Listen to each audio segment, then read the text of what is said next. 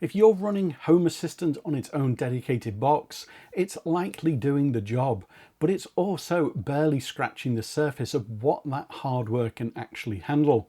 And the moment you try to expand it, add cameras, AI detection, or any extra services, things can get messy pretty quickly. Now imagine running all of that properly structured on something about the size of a paperback book. Well, that's what we're going to be building here today. We're taking the ZimaBoard 2, installing Proxmox and turning it into a smart home server with Home Assistant, Frigate, HACS and everything running locally, but more importantly, running in isolation. So by the end of this video, you won't just have something that works, you'll have something that actually scales when you need it to.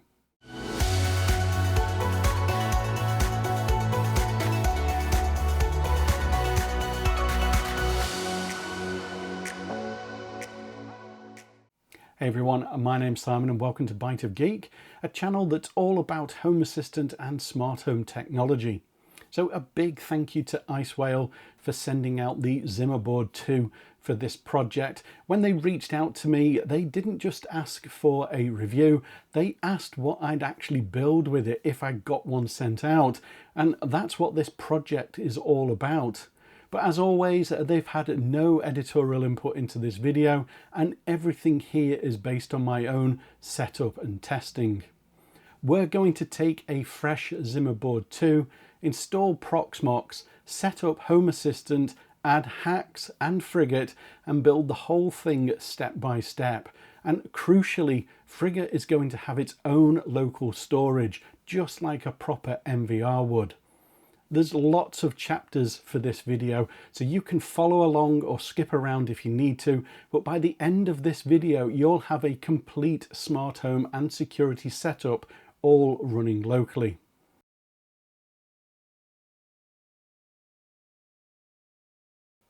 Before we install anything, it's probably just worth explaining why we're doing it this way, because at first glance, you might be thinking, well, why not just install Home Assistant directly and be done with it? And well, that's exactly how I've been running things for years. You've got a single machine, Home Assistant running directly on it. Everything is simple, fast, and for a lot of setups, it works absolutely fine. But the problem starts when you begin to expand it.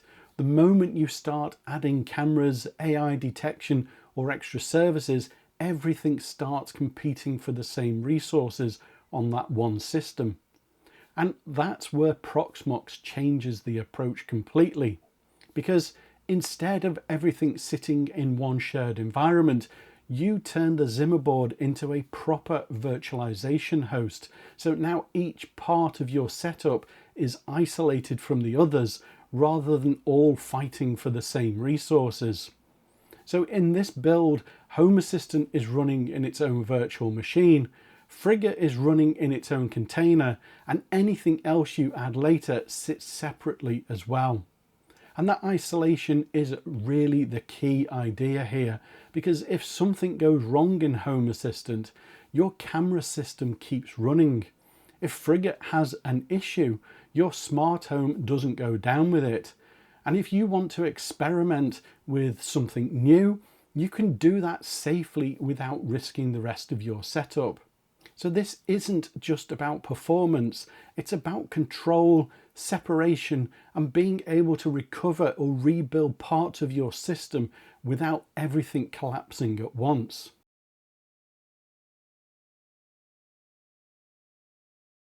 So this is the ZimaBoard 2. It comes in this great sustainable packaging with a note from the founder of Icewhale Technology, and it's a nice chunk of metal to hold in your hand. It just doesn't feel cheap at all.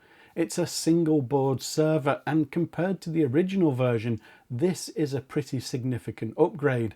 It runs an Intel N150 quad-core processor, boosting up to 3.6 GHz.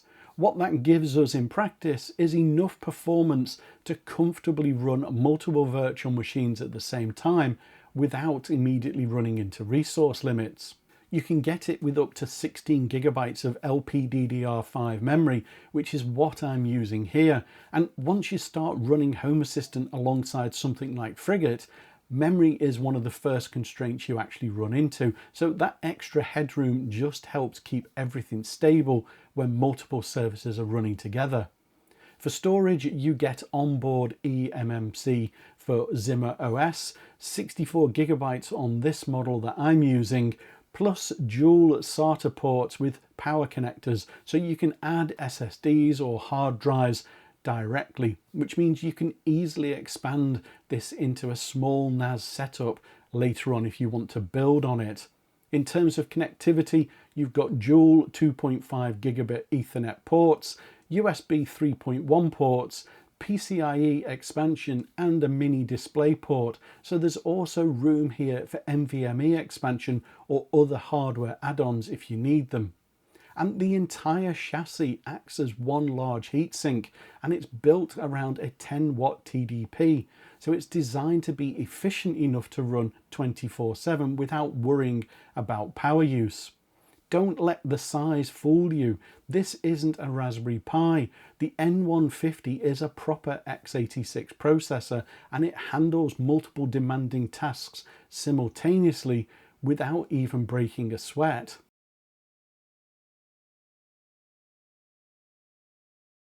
But before we start, let's quickly go through what you'll need to get this set up. You'll need an 8 gigabyte USB drive, which we'll use for the Proxmox installer, so we can actually get the system onto the ZimaBoard in the first place. For storage, you'll want a SATA SSD or hard drive, ideally something designed for constant writes if you're planning on using Frigate, because that's where all your camera footage is going to be recorded and stored over time. You'll also need an Ethernet cable so you can connect the ZimaBoard directly to your network. And then finally, you'll need a monitor and keyboard, but only for the initial setup. Once Proxmox is installed and running, everything is managed through the web interface, so those can be removed and the system can just run from that point onwards.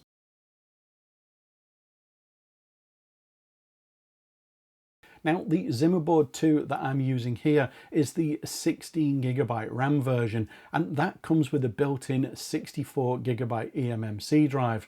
The 8 gigabyte model has a 32 gigabyte drive, and whilst this is enough to install Proxmox on its own, it does start to fill up quicker than you expect once you start adding in system updates and uploading ISO images for virtual machines. So for this setup, I'm going to use a 256 gigabyte SSD as the main Proxmox drive, which just gives us a lot more breathing room for everything we're going to be building. And then for storage, I'm adding a 6 terabyte hard drive, which we're going to use for VM storage and container data. And later on, this is also where Frigate will store all of its camera footage. All of this goes into the little mini rack that you can get with the ZimaBoard 2. It supports two 3.5-inch drives, and the ZimaBoard itself just screws onto the top, which turns it into a really compact setup that you can easily leave sitting on a desk or tucked away in a cupboard.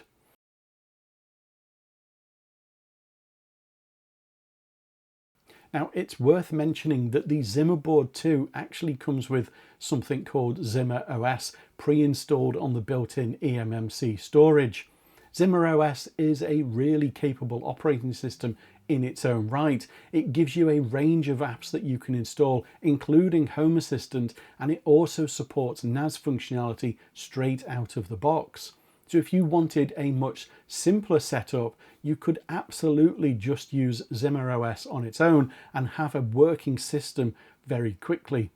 But in this case, we're going to build on top of it using Proxmox because it gives us more flexibility in how we structure things, especially when it comes to running Home Assistant and Frigate in a properly isolated environment.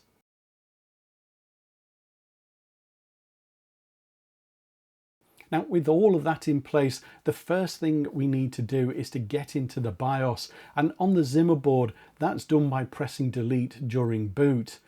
Once you're in here, there are 3 settings we need to go through, and these are important as most people don't realize these need changing and then spend ages wondering why they can't install Proxmox.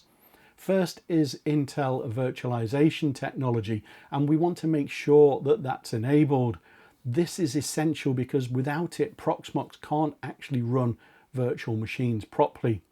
Next is secure boot, and we want to disable that. The reason for this is that secure boot can sometimes prevent Proxmox from booting unless it's set up and configured correctly. So for simplicity in a home lab setup, we just turn that off.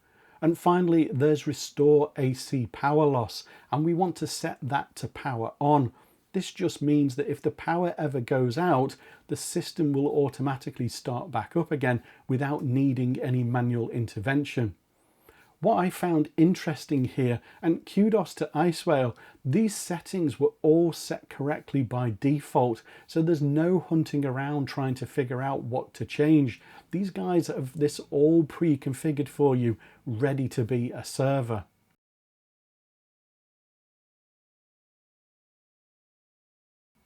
Now, with those BIOS settings in place, the next step is to install Proxmox. So we need to go to the Proxmox website and download the latest version. And at the time of recording this video, that is 9.1. Once you've got that downloaded, we need to flash it onto our USB drive.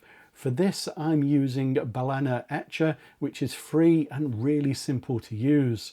You just select the Proxmox ISO file, select your USB drive, and then flash it. And once that's finished, you've got your installer ready to go. With that done, plug the USB drive into the ZimaBoard 2, connect a monitor, a keyboard, and a network cable, and then power it all on. To boot from the installer, we need to get into the boot menu. On the ZimaBoard, this is usually F11 during startup, and then select the USB drive as the boot device. Once that's done, we're now into the Proxmox installer. From here, it's all pretty straightforward. We accept the license agreement and choose the drive we're installing to. In my case, I'm using the 256GB SSD rather than the onboard eMMC. After that, we set the country and time zone, and then we create a root password, which is what we'll use to manage the entire system going forward. Now, the next step is really important, and this is where we set our network configuration. We want to assign a static IP address to Proxmox. The reason for this is simple. This machine is going to host all of our services, and a lot of what we build later will connect directly to it. So if that IP address ever changes, anything pointing to it, like browser bookmarks or integrations or management access, will stop working until it's updated. I also set a host name at this point as well, just to keep things clean on the network. Once that's all done, Proxmox installs to the drive and then reboots, and at that point you can remove the USB stick. From here onwards, everything is managed through a web browser. So on another device connected to the same network, we just go to the IP address we set earlier on port 8006, something like what I have on the screen at the moment. We log in with the username root and the password that we created, and now we're inside the Proxmox dashboard. At this point, the ZimaBoard is effectively a full virtualization server. The first time you log in, you'll see a subscription message, and that is expected. Proxmox is open source, but enterprise updates require a subscription. For a home setup like this, we can though continue without it. And occasionally you might find that clicking OK doesn't dismiss that message properly. If that happens, just refresh the page and it clears it for you. But before we start building anything, we're going to run a quick community helper script that tidies up the system and disables that subscription message for a home lab setup. But if you're running Proxmox in a business environment, then you should absolutely consider a subscription for proper support. But for a smart home setup or home lab setup, this just makes things a bit more convenient. So to do that, we open a shell inside Proxmox and run the command shown on the screen. I'll also put that in the description down below. When it runs, you'll get a few prompts, and in most cases you can just follow along with the defaults that I select here, enabling the no subscription repository, disabling the enterprise repository, and turning off the subscription nag. After that completes, we accept the final prompts to update Proxmox and reboot the system.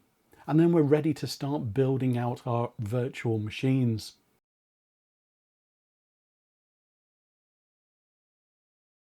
Okay, so once Proxmox has rebooted and you've logged back in, we're now going to create our first virtual machine, and that's going to be Home Assistant. Again, the easiest way to do this is using the Proxmox helper scripts, and there is a dedicated one for Home Assistant that automates most of the setup for us and reduces the chance of mistakes. So we open a shell inside Proxmox, and at the prompt we run the command shown on the screen. I'll also put this in the description so that you can copy it directly. When we run it, the script will ask a few questions. The first is whether we want a default or advanced setup, and for this I'm going with the default configuration. It will also ask if we want to keep the Home Assistant image that gets downloaded. And in most cases you can say no here unless you're planning to spin up multiple Home Assistant instances. Once that finishes, Proxmox builds the VM for us automatically, and after a short while you'll see Home Assistant appear on the left side under PVE. The icon shows it's a virtual machine, and when the green indicator appears, it's up and running. If we open the console, we can watch Home Assistant booting up, and once it's ready, we'll see the usual Home Assistant startup screen with its IP address. All this is super snappy thanks to the N150 processor on the ZimaBoard too. From another browser window, we can then go to that IP address on port 8123 and we'll land on the Home Assistant setup screen. If you're migrating from another system, this is where you can restore a backup, or you can just continue with a fresh install.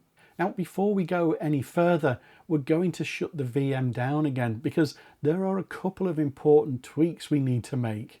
The first is USB pass-through.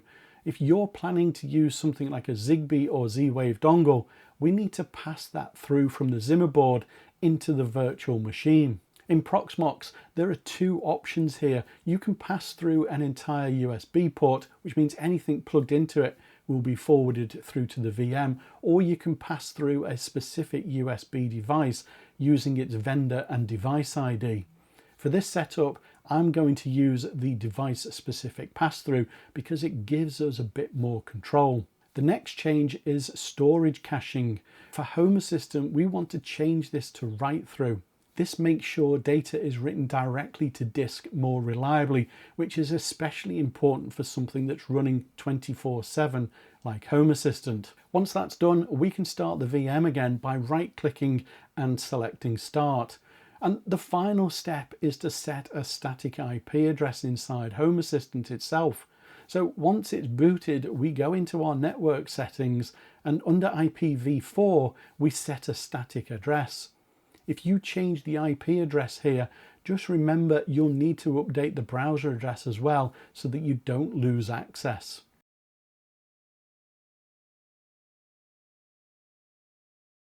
I'm now going to add the hard drive as available storage within Proxmox. So if we go into the disks section, we can see the additional drive listed there, and this is the one that we're going to use for storage in this setup. But before we do anything with it, we need to wipe the disk completely so there's nothing left on it that could interfere with how we're going to configure the drive. So we select the drive, choose wipe, and let that complete.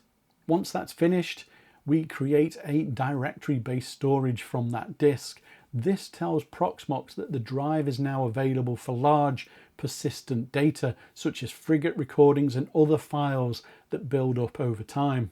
If you prefer working from the command line, you can also set this up using a shell command instead, and I'll include that in the description below. So at this point, Proxmox is installed on the SSD, and that's also where the system and virtual machines live, with the hard drive doing all the heavy lifting for recordings.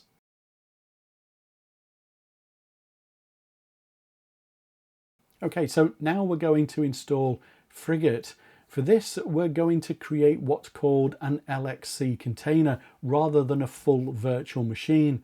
Containers are much lighter than VMs, so they use fewer resources overall, which makes them ideal for something that's going to be running all the time, like Frigate. To make the installation easier, we're going to use the Proxmox helper scripts again, and there's a dedicated Frigate script that automates most of the setup for us. So we open a shell inside Proxmox and run the command shown on the screen. I'll also include that in the description so that you can copy it directly. When we run it, the script will take a little while to complete and we'll get a few prompts along the way. I'm choosing not to share anonymous data. Then for storage, we select the local template storage, and for the container itself, we use local LVM, and then we let the install complete. Once that finishes, the Frigate container will be created in Proxmox. Now at this point we need to shut it down so that we can make a couple of important changes before we start it back up properly. The first change is to do with storage configuration. We need to make sure Frigate is using the hard drive that we set up earlier, because that's where we want to store the recordings. So to do that, we open the container configuration file. In my case, that's the .conf file for container 101 inside Proxmox, and we edit it using the Nano editor. Inside that file, we add a mount point that points to the directory we created earlier on the 6 terabyte drive. Once that is saved, we can then restart the container. Now, if everything is correct, Frigate will then be using the dedicated drive for storage rather than the system drive. And you can confirm that by checking the storage path inside the container. It should now point to that mounted directory instead of the default storage location.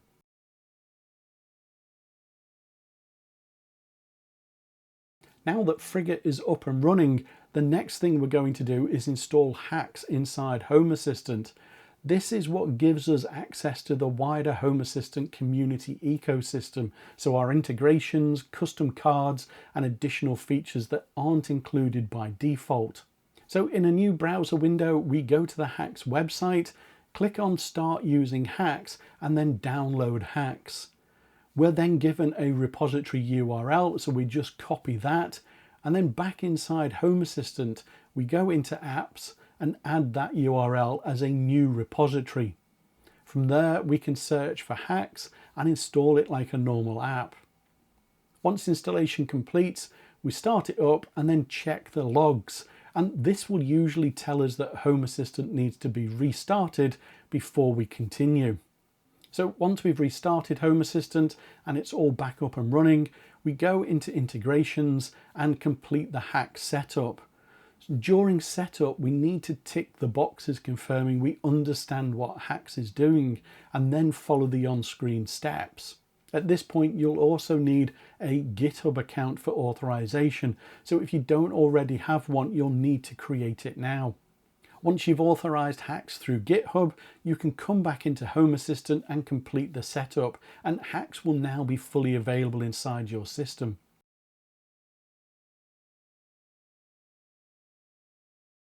Next up is MQTT, and we need this because Frigate uses it to communicate with Home Assistant. So the first thing that we do is go into Home Assistant and create a new user. I normally call this something like MQTT user and make sure that the login is enabled. Then we set a username and password for that account. Once that's done, we go into Home Assistant apps and install something called Mosquito Broker. After it's installed, we go into the configuration tab, and under logins, we add a new entry using the username and password we have just created. We save that configuration and then restart Home Assistant. Once Home Assistant is back up, we then go back into apps and start the Mosquito Broker. Then we just check the logs just to make sure there are no errors showing up. If everything looks good, we go back into integrations, and at that point MQTT should now appear automatically, so we just add it from there to complete the setup.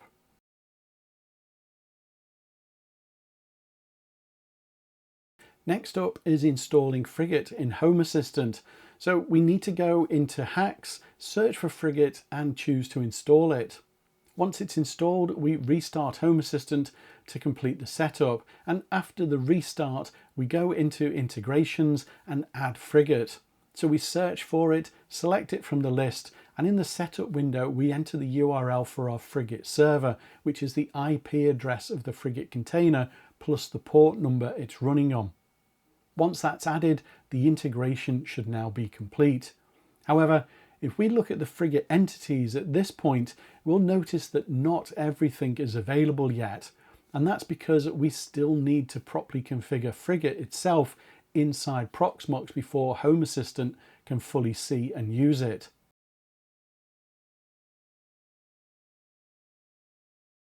So we're on the home straight now, and the last part of this project is to configure Frigate according to our needs. I'm going to put in a configuration that works with one of my cameras, and I'll include a link to that configuration in the description below. But you will need to adjust it to match your own setup, and I strongly recommend reading the Frigate documentation so that you can get the best from it. There are, however, a few important bits in the configuration that you need for this setup. The first is the MQTT configuration, because this is what allows Frigate to communicate with Home Assistant.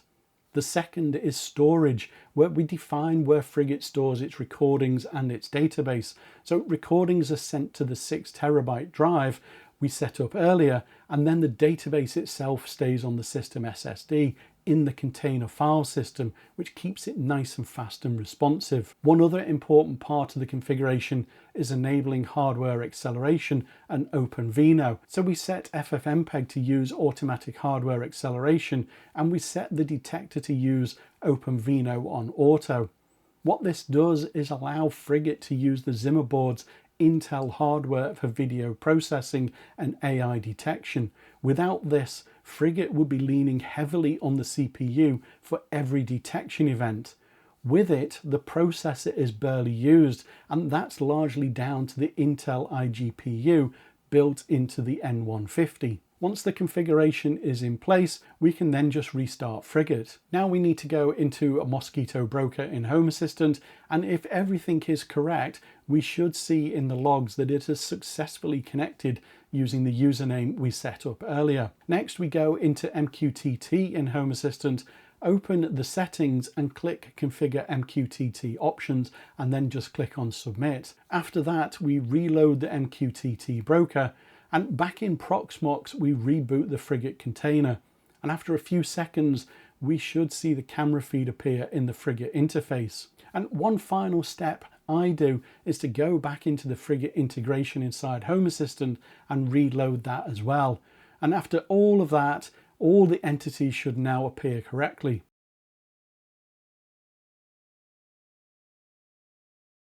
So that's it. As you can see, with everything set up, the ZimaBoard 2 is only using a very small amount of processing power to run Proxmox, Home Assistant and Frigate.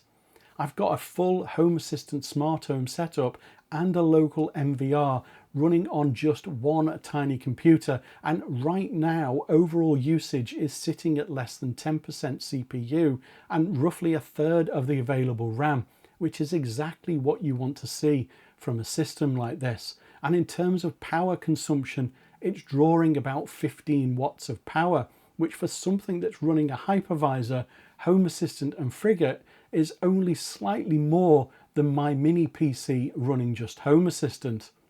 If we look at the Frigate system stats, the detector inference speed is sitting at just over 9 milliseconds. That's how fast OpenVINO is processing each detection pass. The detector itself is only using about 2% of the CPU. The Intel hardware inside this ZimaBoard 2 is doing exactly what it's supposed to. I've been really impressed with how well this ZimaBoard 2 has performed and how well this all holds together. When I said at the start that we'd be running all of this on something the size of a paperback book, this is what that actually looks like. And if you've been running Home Assistant on an old PC or a Raspberry Pi and you wanted to add cameras but weren't sure where to put Frigate, this is a really strong option. You've got proper virtualization, you can keep your smart home and your NVR cleanly separated, and you've got plenty of room to expand later on. And best of all, everything stays completely local. Now, whilst this setup isn't as simple as just flashing Home Assistant onto a Raspberry Pi, it's also not as complicated as it might look at first. If you follow the steps in this video and take your time with it, it's a very achievable project. And what you end up with is a system that's more than capable and much easier to maintain long term. But it doesn't have to stop there. With the processing power this ZimaBoard 2 has, you've got a ton of headroom left to be able to add a lot more. Want to set up storage for your family photos? Then just install Image. Want to keep your copies of your important documents? Then paperless is your option. And with the integrated GPU, you can even run Plex on it as well. If you want to build your own little server like this running Home Assistant and Frigate, or anything else for that matter, then you can pick up the 8GB ZimaBoard 2 for $279, which given the price of components nowadays is actually pretty good value. If you opt for the 16GB version, then it's just $70 more. I'll leave an affiliate link in the description down below, along with an exclusive discount code just for my audience if you want to pick one of these up. Alternatively, you can just scan the QR code shown on the screen here if that's easier.